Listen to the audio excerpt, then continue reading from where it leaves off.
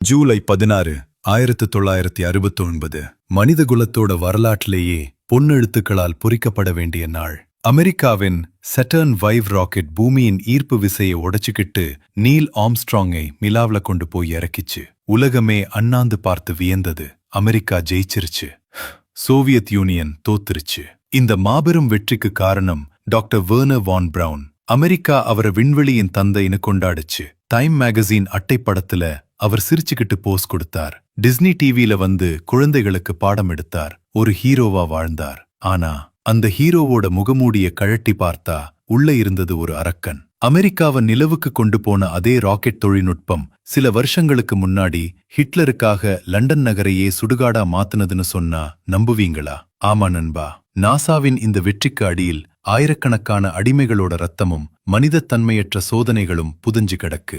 America தன் தார்மீக நெறிமுறைகளை குழிதோண்டி புதைச்சிட்டு செஞ்ச ஒரு ரகசிய துரோகம் ஆபரேஷன் பேப்பர் கிளிப். இன்னைக்கு அந்த வரலாற்றின் இருண்ட பக்கங்களை புரட்ட போறோம். 1945 வருஷம், 2ஆம் உலகப் போர் அதோட இறுதி கட்டத்துல இருந்துச்சு. ஜெர்மனி எரியுது. ஹிட்லரோட சாம்ராஜ்யம் சரிஞ்சுகிட்டு இருக்கு. ஆனா அந்த இடிபாடுகளுக்கு நடுவுல வைரம் மாதிரி ஜொலிச்சுக்கிட்டு இருந்தது ஜெர்மனியோட அறிவியல். ஜெட் விமானங்கள், ஒலியின் வேகத்தை தாண்டி போற ஏவுகணைகள், பயங்கரமான விஷவாயுக்கள். இதெல்லாம் அப்போதைய அமெரிக்கா, ரஷ்யா கனவுல கூட நினைச்சு பார்க்காத டெக்னாலஜி. இப்போ போட்டி என்னன்னா, ஜெர்மனியோட இடத்தை யார் பிடிக்கிறதுன்னு இல்ல, அவங்களோட விஞ்ஞானிகளை யார் தூக்கிட்டு போறது. இதுதான் அமெரிக்காவுக்கும் ரஷ்யாவுக்கும் நடந்த முதல் பனிப்போர். இந்த அறிவியல் வேட்டைக்கு ஒரு முக்கிய துப்பு ஒரு வினோதமான இடத்துல கிடைச்சது. பான் பல்கலைக்கழகத்தோட ஒரு டாய்லெட்ல யாரோ அவசரத்துல ஃபிளஷ் பண்ண முயற்சி செஞ்ச ஒரு கசங்கின காகிதம். அமெரிக்க உளவுத்துறை அதை எடுத்து பார்க்கறாங்க. அது சாதாரண பேப்பர் இல்ல, அதுதான் ஓசன்பர்க் லிஸ்ட். ஹிட்லருக்காக வேலை செஞ்ச டாப் விஞ்ஞானிகள் யாரு, அவங்க இப்போ எந்த குகையில ஒழிஞ்சிருக்காங்க அப்படிங்கிற மொத்த ஜாதகமும் அந்த நனஞ்ச பேப்பர்ல இருந்துச்சு. வேட்டை ஆரம்பமாச்சு. ஜெர்மனியோட நாட்பவுசன் மலைப்பகுதி, அங்க ஒரு ரகசிய சுரங்க தொழிற்சாலை இருந்தது. ஒப்பந்தப்படி அந்த இடம் ரஷ்யாவோட கட்டுப்பாட்டுக்கு கீழே வரணும். ஆனா அமெரிக்காவுக்கு தெரியும் அங்கதான் V2 ராக்கெட்டுகள் இருக்குன்னு. ரஷ்ய ராணுவம் அங்க வர்றதுக்கு சில மணி நேரத்துக்கு முன்னாடி அமெரிக்க படை ஒரு திருடன் மாதிரி அங்க உள்ள புகுந்துச்சு. ஸ்பெஷல் மிஷன் V2 மின்னல் வேக ஆபரேஷன். 341 ரயில் பெட்டிகள். யோசிச்சு பாருங்க, 341 ரயில் பெட்டிகள் நிறையற அளவுக்கு ராக்கெட் பாகங்கள், வரைபடங்கள், இன்ஜின்கள் எல்லாத்தையும் அள்ளிட்டு போயிட்டாங்க. ரஷ்ய படை உள்ள வந்து பார்த்தப்போ வெறும் காத்துதான் மிஞ்சியிருந்தது. அமெரிக்கா ராக்கெட்டை மட்டும் திருடல, அடுத்து அதை உருவாக்கிய மூளையையும் திருட பிளான் பண்ணுச்சு. அப்போ அந்த V2 ராக்கெட் டீமோட தலைவன் வெர்னர் வான் பிரவுன். அவர் ஒரு சொகுசு விடுதியில பதுங்கியிருந்தார். அவருக்கு தெரியும் ரஷ்யா கிட்ட சிக்கினா உயிரை எடுத்துருவாங்க, ஆனா அமெரிக்கா கிட்ட போனா வாழ்க்கை கிடைக்கும். அவர் சரணடைஞ்ச விதம் இருக்கே, அது ஒரு கைதி மாதிரி இல்ல,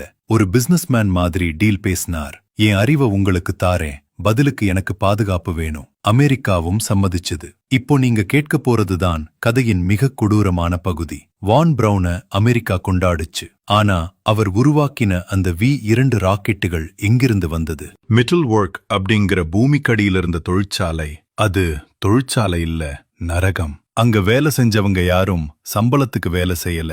அவங்க போர் கைதிகள், யூதர்கள். சூரிய வெளிச்சமே படாம, காத்து கூட இல்லாம, சுண்ணாம்பு தூசுல மூச்சு திணறி 60,000 பேர் அங்க வேலை செஞ்சாங்க. ஒரு நாளைக்கு 15 மணி நேரம் வேலை. சாப்பாடு கிடையாது, தூக்கம் கிடையாது. யாராவது சோர்வாகி விழுந்தா அங்கேயே அடிச்சு கொல்லப்படுவாங்க. கூரை மேல இருந்த கிரேன்கள்ல ஒரே நேரத்துல 50 பேரை தூக்குல போடுவாங்க. அந்த பிணங்கள் காத்துல ஆடிக்கிட்டே இருக்கும். அதுக்கு கீழதான் மத்தவங்க ராக்கெட் செஞ்சிட்டு இருப்பாங்க.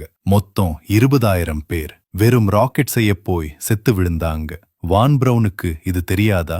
கண்டிப்பா தெரியும். அவர் அந்த சுரங்கத்துக்கு பலமுறை போயிருக்கார். பிணங்களை தாண்டி நடந்து போயிருக்கார். ஆனா அமெரிக்காவுக்கு அவர் தேவைப்பட்டதால இந்த கொலைகள் எல்லாத்தையும் அமெரிக்கா வசதியா மறந்துடுச்சு. இங்கேதான் அமெரிக்க ஜனநாயகத்தோட முகத்திரை கிழிஞ்சது. அப்போதைய அமெரிக்க அதிபர் ஹாரி ட்ரூமன் ஒரு உத்தரவு போட்டார். நாஜி கட்சியில இருந்தவங்க, போர்க்குற்றவாளிகள் யாரையும் அமெரிக்காவுக்குள்ள விடக்கூடாது. ஆனா அமெரிக்க ராணுவத்துக்கும் உளவுத்துறைக்கும் ஒரு பயம். நாம இவங்களை எடுக்கலன்னா ரஷ்யா எடுத்துப்பான், அப்புறம் அவன் நம்மள அழிச்சிடுவான். சோ அவங்க அதிபருக்கே தெரியாம ஒரு வேலை பார்த்தாங்க. விஞ்ஞானிகளோட ஃபைல்ல இருந்த நாஜிங்கிற வார்த்தைய அழிச்சாங்க. இவர் ஒரு சாதாரண இன்ஜினியர், இவர் எந்த தப்பும் பண்ணலன்னு பொய்யான ரிப்போர்ட் ரெடி பண்ணாங்க. அந்த ஃபைல் மேல ஒரு சின்ன பேப்பர் கிளிப் மாட்டி வைப்பாங்க.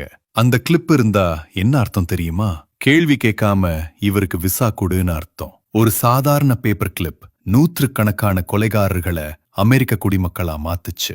இதுதான் ஆபரேஷன் பேப்பர் கிளிப். ராக்கெட் விஞ்ஞானிகள் மட்டுமில்ல, நாஜி மருத்துவர்களையும் அமெரிக்கா கூட்டிட்டு வந்துச்சு. அதுல முக்கியமானவர் டாக்டர் ஹூப்பர்ட் ஸ்ட்ரக்ஹோல்ட். இவரை விண்வெளி மருத்துவத்தின் தந்தைன்னு சொல்றாங்க. நாசாவோட நூலகத்துக்கு இவர் பேரை தான் வச்சிருந்தாங்க. ஆனா இவர் அந்த மருத்துவ அறிவை எப்படி வளர்த்தார் தெரியுமா? தச்சாவ் சித்திரவதை முகாம்ல மனிதர்களை வச்சு பரிசோதனை பண்ணார். ஒரு பைலட் குளிர்ந்த கடல்ல விழுந்தா எவ்வளோ நேரம் தாங்குவான்னு பார்க்க கைதிகளை நிர்வாணமா ஐஸ் தண்ணியில மணிக்கணக்கா அமிழ்த்தி வச்சாங்க. அவங்க உடல் நீல நிறமா மாறி வலிப்பு வந்து சாகிறத உட்கார்ந்து குறிப்பெடுத்தாங்க. காற்று இல்லாத விண்வெளியில என்ன ஆகும்னு பார்க்க வெற்றிட அறைகள்ல கைதிகளை போட்டு அவங்க நுரையீரல் வெடிச்சு சாகிறத பதிவு பண்ணாங்க. இன்னைக்கு விண்வெளி வீரர்கள் உயிரை காப்பாத்துற பிரஷர் சூட் தொழில்நுட்பம் அன்னைக்கு அந்த அப்பாவிகள் கொடுத்த உயிர்ல உருவானதுதான். நினைச்சா உடம்பு கூசுதில்ல. 1950கள் அலபாமா மாநிலத்துல இருக்கிற ஹன்ஸ்விலி நகரம். இந்த நாஜி விஞ்ஞானிகள் எல்லாரும் அங்கதான் குடியமர்த்தப்பட்டாங்க. அவங்க அமெரிக்க கலாச்சாரத்தோட பின்னி பிணைஞ்சாங்க. சர்ச்ல போய் பைபிள் வாசிச்சாங்க. உள்ளூர் மக்களோட பார்பிக்யூ பார்ட்டி பண்ணாங்க. அங்கிருந்த மக்களுக்கு இவங்க நாஜிக்கள்னு தெரியும். ஆனா யாரும் அத பெருசா எடுத்துக்கல. ஏன்னா இவங்க நம்ம ஊர் ஜெர்மானியர்கள். என்ன ஒரு முரண் பாருங்க. அதே காலகட்டத்துல தான் அமெரிக்காவுல கருப்ப மக்களுக்கு எதிரான இனவெறி உச்சத்துல இருந்தது. ஒரு கருப்பின மனிதருக்கு இல்லாத மரியாதை ஆயிரக்கணக்கான மக்களைக் கொன்ன நாஜி அதிகாரிகளுக்கு அந்த ஊர்ல கிடைச்சது. இதுதான் அமெரிக்காவோட இருண்ட முகம். பொய் என்னைக்குமே நிலைக்காது. 1970களுக்கு அப்புறம் அமெரிக்காவில இருந்த சில நேர்மையான அதிகாரிகள் பழைய கோப்புகளை தோண்ட ஆரம்பிச்சாங்க. அப்போ சிக்கினவர்தான் ஆர்தர் ருடால்ஃப், நாசாவோட சாட்டர்ன் வி ராக்கெட் திட்டத்தோட டைரக்டர். அமெரிக்க ராணுவம் அவருக்கு மிக உயரிய விருதெல்லாம் கொடுத்திருந்தது. விசாரணையில அவர் மிட்டல்வொர்க் முகாம்ல அடிமைகளை வேலை வாங்கினது, அவங்க சாவதுக்கு காரணமாயிருந்தது எல்லாம் வெட்ட வெளிச்சமாச்சு.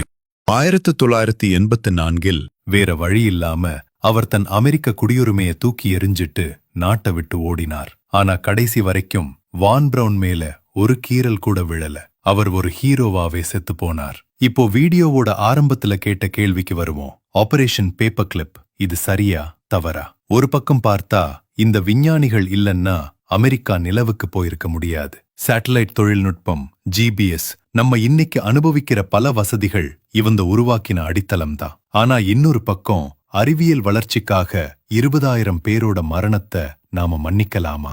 அமெரிக்கா என்ன சொல்லுதுன்னா, நாங்க அவங்க மூளைய மட்டும்தான் பயன்படுத்தணும், அவங்க பாவத்தை இல்லைன்னு. ஆனா ஒரு கொலைகாரன் கையில இருக்கிற கத்திய பிடுங்கிட்டு அவனுக்கு மகுட சூட்டுறது என்ன நியாயம்? வரலாறு எப்போதுமே வெற்றியாளர்கள் பக்கம்தான் நிக்கும். ஆனா நாம அந்த வெற்றியின் வெளிச்சத்துல மறைக்கப்பட்டிருக்கிற இந்த இரத்தக்கரைகளை மறந்துடக்கூடாது. இந்த வரலாறு பத்தி நீங்க என்ன நினைக்கிறீங்க? சயின்ஸ் முக்கியமா இல்ல அறம் முக்கியமா? உங்க கருத்துக்களை கமெண்ட்ல சொல்லுங்க. இதே மாதிரி மறைக்கப்பட்ட உலக வரலாற்று ரகசியங்களை தெரிஞ்சுக்க நம்ம சேனலுக்கு மறக்காம சப்ஸ்கிரைப் பண்ணுங்க. விடைபெறுவோம். நன்றி.